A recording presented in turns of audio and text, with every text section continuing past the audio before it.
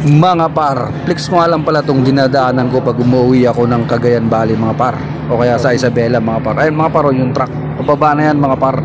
Sobrang taas ito mga par. Halos 2 oras kami rito mga par, paikot-ikot dito sa kabundukan ng Santa Fe mga par.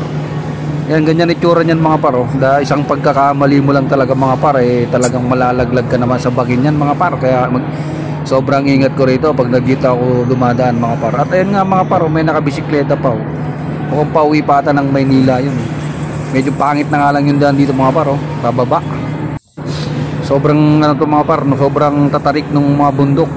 Siyempre napaka-presko rito mga par dahil nandito tayo sa pinakamataas. Medyo nagpapahangin lang tayo rito konti mga par, habang nagpapahinga tayo dahil sobrang init mga par. Sa kakatipid kasi mga par, pag nakamotor kayo medyo mahal ang pamasahe sa bus. Ay nga paro, naabutan naman namin yung nakabisikleta. Mukhang uwi pa talaga ng Maynila. At yung araw mga paro, halos taraw na trambo. Kaya maabot mo na yung araw mga par. Sobrang init mga par. At ayun na nga mga par, ito na, nagmamanihan na kami. Medyo pakyat na mga par. Ito na yung pinakapapunta sa boundary ng Nueva Ecija at saka Nueva Vizcaya mga par. Makita dyan natin mamaya mga par yung arco ng boundary. Nagdurugtong ng Nueva Ecija at Nueva Vizcaya.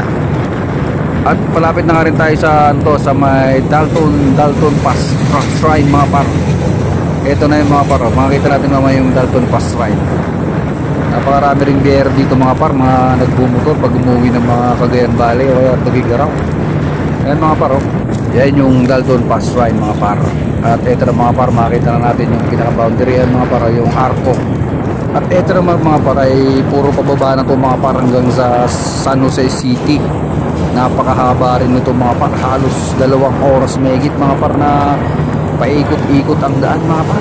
Ayan o, paikot-ikot itong mga par, sigsag-sigsag yung daan. Pero pababa na itong mga par, kaya mas maganda magpatakbo pag pababa. Kahit na lumagpas ka ng 80 rito mga par, pero syempre ingat-ingat mga par dahil kurba-kurbada itong daan na ito mga par. Napakasarap dito magbiyahe dahil lalo na paggabi mga par, napaka-presko ng hangin dito mga par kasi medyo pababa na to Pag galing ka ng Maynila, pataas to mga par, pero pag babalik ka ng Maynila, pababa naman to mga par. Ang habang pababa nito hanggang San Jose City. Yung mga par, nakita mo yung mga kabundukan dyan mga par. Ayan, puro bundok dyan mga par.